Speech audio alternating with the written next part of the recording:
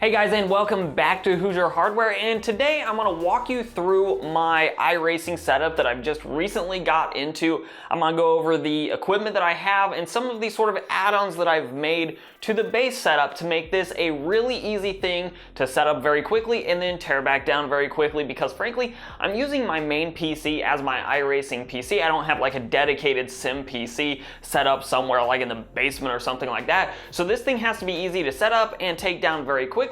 And I think I've achieved that really well with this setup.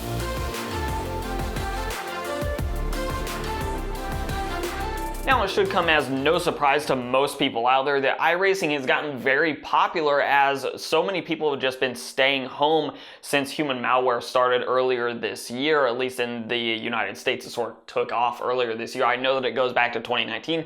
That aside though, iRacing has gotten very popular largely because I think people just need a lot more time to burn, but also with the absence of real sports out there, racing simulation games have actually sort of experienced a day in the sun where they've had some national exposure here in the United States, actually been televised on various sports networks because these networks have no live sports to actually televise. So these esports events are sort of the next best thing, and iRacing is actually somewhat similar to real racing in that you're getting a similar experience as a viewer. I know I've tuned into some of the NASCAR e-races out there, and yeah, they've actually been entertaining to watch, and they actually give you something of a similar experience to watching the real thing. So with that in mind, I did go ahead and invest a chunk of change into getting my own iRacing setup up and going, but it's using my main PC because frankly it's the most powerful PC I have. So one of the central core tenets of putting this setup together was basically I just have to be able to set it up and then take it back down very quickly.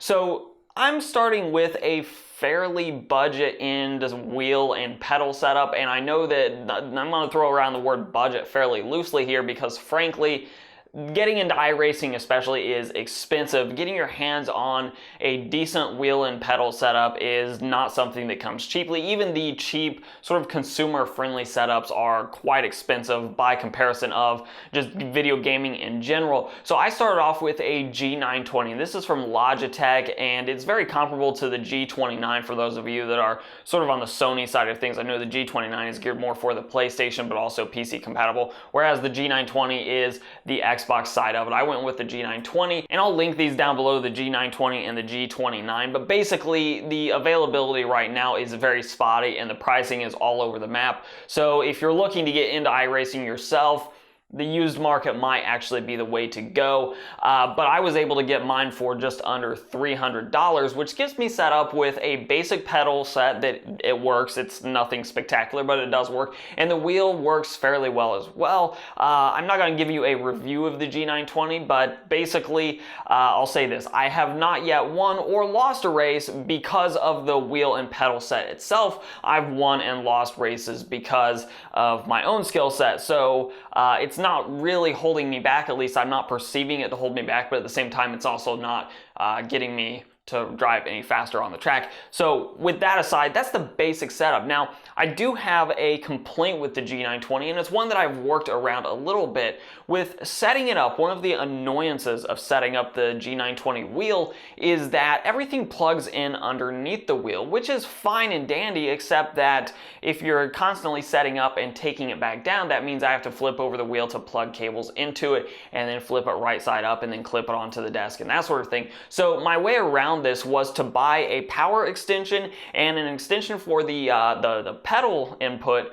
so that I don't have to constantly flip the wheel over and then back over again to actually set the thing up. I actually have the cables for the power and the pedals sort of tethered to the back of my desk, so I just have to pull those forward and plug those directly into my extensions. The USB cable just it dangles out there fine. I have it sort of cable managed under the wheel itself, and it plugs into the USB port on the back side of my keyboard. So actually setting up the wheel is a very straightforward process at this point and doesn't take me much longer than, I don't know, maybe 15 to 30 seconds total. The other major thing that I've been combating as I got this setup going is the fact that I sit in an office chair on hardwood, and the problem with that, of course, is that wheels tend to move around fairly easily on hardwood, especially when you're pushing on something like, I don't know, pedals, for example. So my solution to that was to go to Amazon and buy some office chair wheels that just have a locking mechanism to them, and they actually work extremely well. Those will also be linked down below because of all the things in this sort of setup, the extension cables which are linked and the wheels. I actually really love the wheels in general because they roll easier than the stock standard office chair wheels anyways, which are just basically plastic wheels. These ones roll much easier and they lock in place. So when I'm actually racing, I just reach down and lock the 5 wheels and they are set, and I am definitely not moving. And that really is just the setup. I basically just have a stock standard G920 wheel. I bought 2 cable extensions, both of which are linked down below, so you can check out those exact extensions that I bought. And then I bought the locking chair wheels, and that is all I have. My pedals, I just leave on the hardwood. They actually do a pretty good job of staying in place with the rubber feet. And the other nice thing about the G920 pedals is that they do have like a carpet gripper as well. So if you're playing on a carpeted surface, it should stay put just fine on carpet as well. The pedals are heavy enough that I don't really combat them moving around a whole lot anyways, so they actually work just fine on hardwood. Though if you are somebody that's really just hitting the pedals hard, they may slide around a little bit. You may have to come up with a better solution than that. But as far as the setup goes, I just grab the wheel off the shelf, I put it on the desk, I pull the cables forward that are tethered to my desk, and I just plug them in very quickly, plug the USB port into the keyboard, and I'm off and running after I lock my wheels. The pedals stay put under the desk at all times, and that's all cable managed under there. So the setup takes me about 30 seconds to a minute to fully put together. That's including setting up the wheel, locking my wheels on my chair itself, and grabbing the pedals with my feet and pulling them forward. The whole thing takes me maybe a minute total, which is usually about the time it takes the game to actually load up the track itself. So by the time I click join race and I get everything plugged in and ready to go, it's all ready to go. So if you are a race fan and you're looking for a way to get into competitive racing, whether it's iRacing or maybe you just want to be a little bit more casual and go with like Project Cars 2 or something like that, other racing game in general, the wheel and pedals are not tied to iRacing in general. You can just use them with whatever racing games you want, and the experience is way better.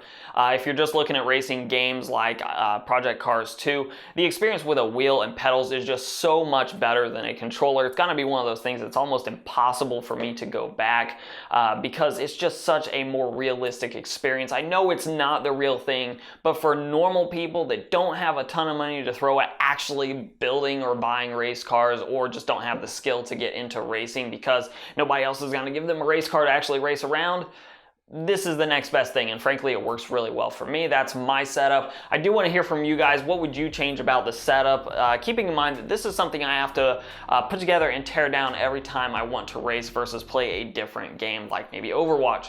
So keep all that in mind, but what other suggestions might you have for a setup like this? Let us know all those thoughts down below. And of course, if you liked the video and you want to see more like it, give it a like, share, subscribe, comment. All those things are very helpful for the channel. You can follow me both on Instagram and on Twitter at Hoosier Hardware. And as always, I'll let YouTube queue up a couple more videos from my channel for you to watch. I'm Shane with Hoosier Hardware, and I'll see you guys in the next video.